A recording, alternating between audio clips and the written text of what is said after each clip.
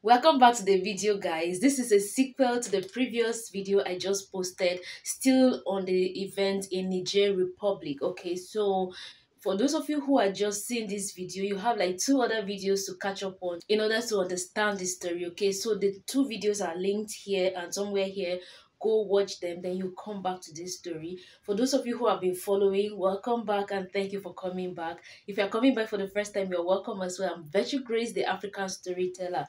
I tell African stories. Okay, if you've not subscribed, kindly click and subscribe. When you do, tap on the bell and select all. That way you will always be the first to know when I post a new video or I do a live stream. And for those of you returning, thank you so much for coming back. So without wasting time, let's go on.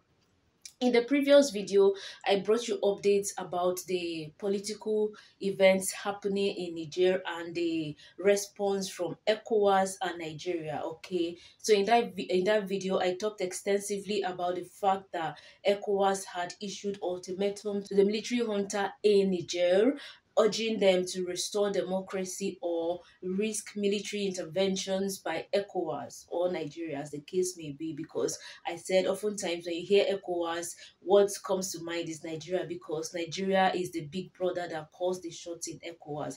ECOWAS being the economic community of West African states, the regional bloc of West African states. Okay, and yeah, so after posting that video, I saw a breaking story in that regard, and it just took me back to the point I really emphasized in that previous video, almost as if the president, who also happens to be the ECOWAS chairman, almost as if we share the same line of thoughts with regards to brokering peace in the sub-region instead of military interventions. So in the breaking story I saw after posting that video, a press release from the presidency has it that the president, His Excellency President Tinubu, has sent a delegation to Niger to engage in peaceful negotiations with a goal to restore democracy in Niger Republic. So I'm just going to quickly read the press release and then we'll talk more about it. So it says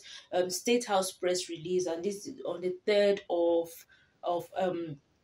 August 2023. It says President Tinubu dispatches envoy to Niamey, Niamey being the capital and the seat of power of Niger Republic, urges robust dialogue to end impasse. The chairman of ECOWAS, Authority of Heads of State and Government, President Bola Ahmed Tinubu, has dispatched a delegation to Niger Republic with a mandate to expeditiously resolve the current political impasse in the country. The action was in line with the resolution reached at the end of the extraordinary summit of the ECOWAS held last weekend in Abuja. So I told you guys that in the wake of the events, there was a summit that was convened by ECOWAS in Abuja. The seat of ECOWAS, the ECOWAS Secretariat of Parliament, being in Abuja. So they held a meeting, and so many resolutions were made, and one of which is to hold dialogue. And also, yeah, in line with this resolution, the president has sent a delegation. And what I found really interesting is the members of this delegation, because like I said in that previous video, I really feel like you should watch that video. Okay, so if you have not watched it, make sure you watch it. In that video, I said when you look at the map of West Africa, you see that Nigeria shares international border with Niger Republic, and over the decades or centuries, if you like, Nigerians and Nigerians have forged such an interesting relationship that you have Nigerians and Nigerians intermarry. You have some families in Niger Republic have families in part of northern Nigeria that shares international border with them. So it's a case of cross-border cultural intersections, social intersections. They have families on both sides of the international border divide. Okay, so it's almost a case of like families spilling to either sides of the countries, right? So this delegation is what really got my attention. The delegation is headed by the former Nigeria head of state, General Abdulsalami Abubakar, retired, who is known for always brokering peace, always leading peace talks and ensuring that there is peace in Nigeria, and now extending it to, Niger Republic. He has also been on other peace delegations to some other parts of some other African countries, and oftentimes it results positively. The delegation is headed by him, that is the former Nigerian head of state, General Abdusalami Abubakar, and they left Niamey on Thursday, following the briefing by the president. And the other members of this delegation include the Sultan of Sokoto, a highly, highly respected Nigerian monarch.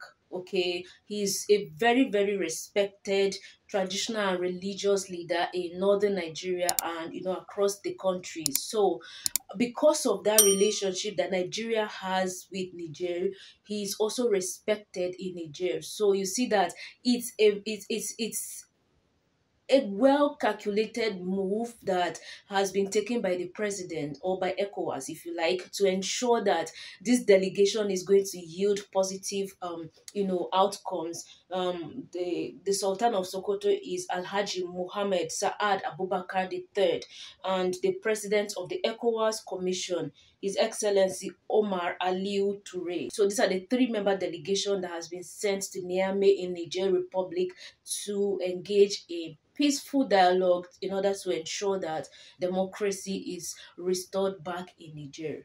What do you guys think about that? One would think that is all. No, that is not all.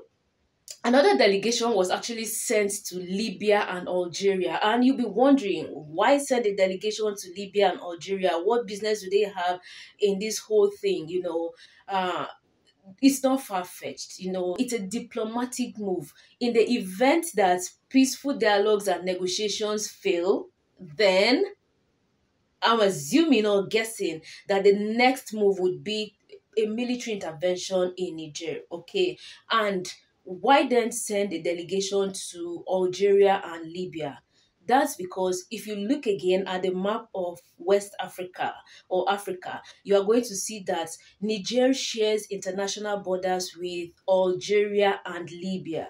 So this is a move, a calculated, again, a smart move by the president or by ECOWAS, to ensure that in the event that dialogue fails and there's military intervention in Niger, then that passage where possibly weapons might make their way into Niger should be blocked. So that is why a delegation has gone to Libya and Algeria. And that delegation is led by Ambassador Babagana, to have that discussion, that diplomatic discussion with Libya and Algeria, possibly with a goal to block their borders, to block any passage for weapons into Niger in the event that dialogue fails and military action, is taken in Niger by ECOWAS or by Nigeria. That is what I'm assuming it is, okay?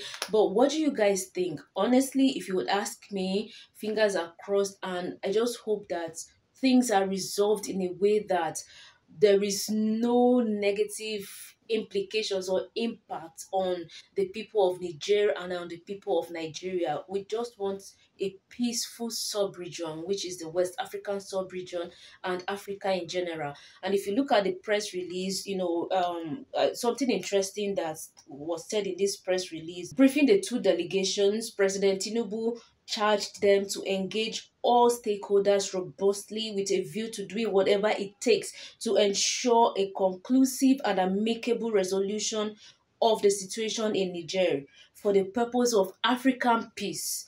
That really jumped at me. For the purpose of African peace. In the first video I made about this, I said all we want is a continent that is at peace, that is stabilized in a way that development will thrive and the people of Africa will enjoy their continent. So African peace should be paramount, okay, and development, rather than a move to adopt the geopolitical positions of other nations. Is very, very important. I said in that first video that it's high time we placed African interest first above any other interest. So anything we do and everything we do should be to project the peace of Africa first and to project the stability and development of Africa first before any other thing. So if this delegation is charged with this mandate with a goal to achieving this African peace and development, then I support it. Whatever is required to be done to ensure that we have peace and development and stability, by all means, let it be done, okay? We don't want to hold brief for anybody. Our concern is democracy and the peace of the region, the president said. Let's hope that this really is our intentions and nothing else, no ulterior motives, okay? Right, so that's basically it, and then the rest of it goes on. You can pause and read it to get the remaining part of the press release, but that really stood out for me, and I just wanted to quickly drop by and give you this update. Like I said, what do you think? What do you think? Drop a comment. I'd like to know.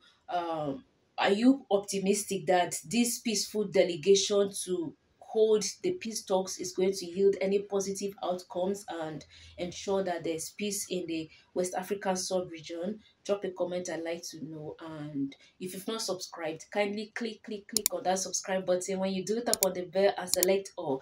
That way you'll always be the first to know when I post a new video or I do a live stream. For those of you who returned, thank you so much for always coming back. I love you guys so much. I'll see you guys in the next video. Until then, stay safe, healthy, below abiding. I'm Virtue Grace, the African storyteller. Bye. Mwah.